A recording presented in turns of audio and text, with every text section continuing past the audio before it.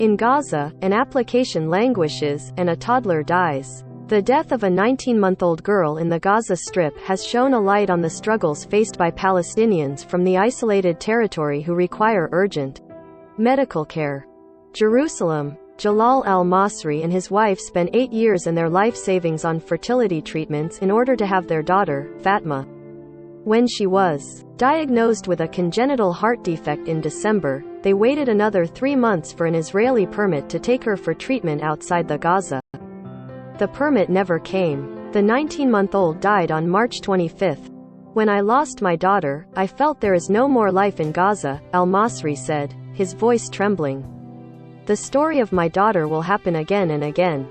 Israel grants permits for what it defines as life-saving treatment to Palestinians from the Gaza Strip, which has been under a crippling Israeli-Egyptian blockade since the Islamic militant group Hamas seized power there in 2007. But families must negotiate an opaque and uncertain bureaucratic process.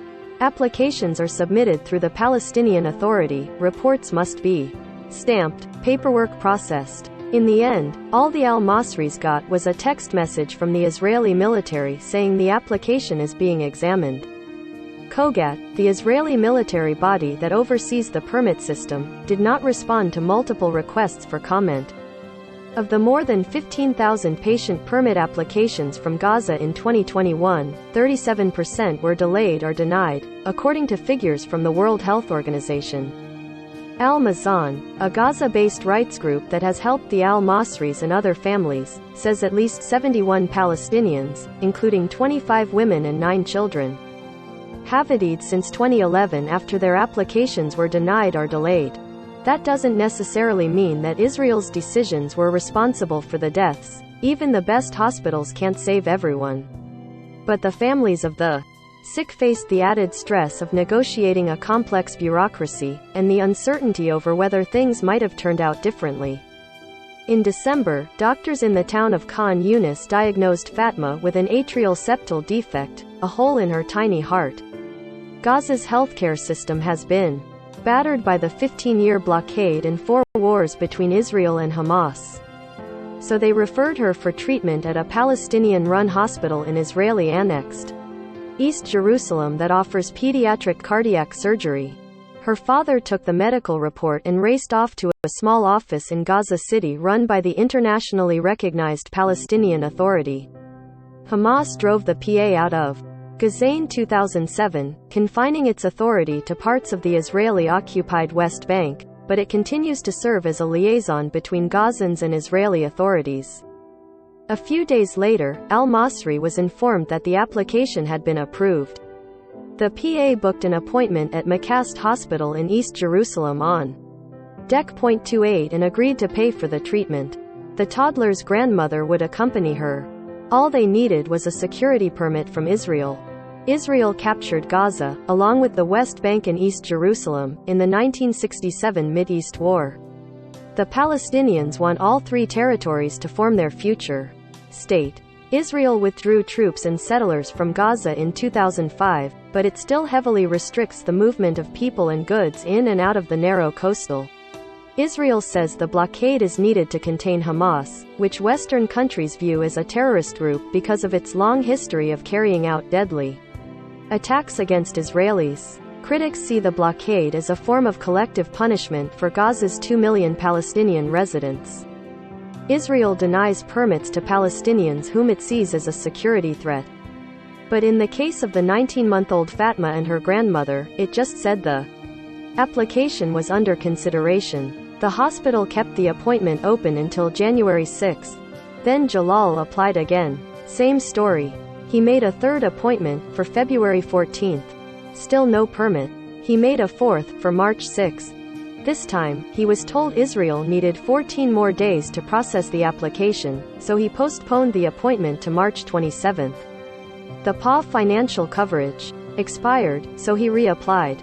The Israelis said they needed a new medical report because the one from December had expired. I spent the past 3 months running back and forth, he said. I told everyone I saw, do the impossible, just get her out. Take her alone, without an escort, and drop her off at the hospital. He made a sixth appointment, for April 5. On Friday, March 25, Fatma woke up early. She played with her father and kissed her newborn baby brother. She wanted chicken wings for lunch, so her father went out to get some. Anything for his little girl. While he was out, his brother called and said Fatma seemed tired. When he got home, his relatives were waiting outside for the ambulance.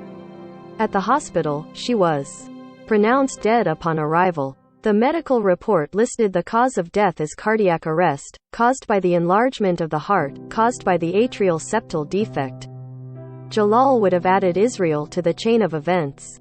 This is an intentional killing. My daughter was the victim of blockade and closure, he said. What did she do to deserve this? She had all the papers.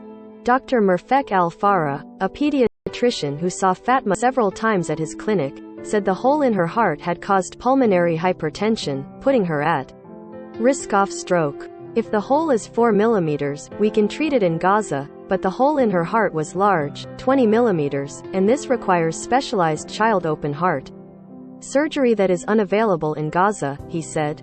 That's why the hospital issued her at least 4 urgent referrals. Dr. Abraham Lorber, the former head of pediatric cardiology at Israel's Rambam healthcare campus, said ASD alone is rarely fatal. Doctors often recommend elective surgery later in life to prevent symptoms from emerging. Sometimes they discover the congenital defect in adults. That might have led the Israeli officers weighing Fatma's course of treatment to conclude her life was not in danger. But Lorber, who did not treat Fatma, said ASD can aggravate other heart and lung conditions. In that case, it must be treated quickly, especially if the patient has trouble breathing. It wouldn't just be a matter of correcting ASD. The patient would have likely needed other interventions, not just surgery, he said. This patient most probably had underlying conditions. Regardless of the diagnosis, he said, her chances of survival would have much been better at the hospital in Jerusalem. That day at the emergency room in Gaza, Jalal would have tried anything. I told the doctor, take my heart and put it in her, he said. I felt like it was me who died, not her. 10 days after his daughter's death, he received another text message from Israel. The application was still pending. Akram reported from Hamilton, Canada.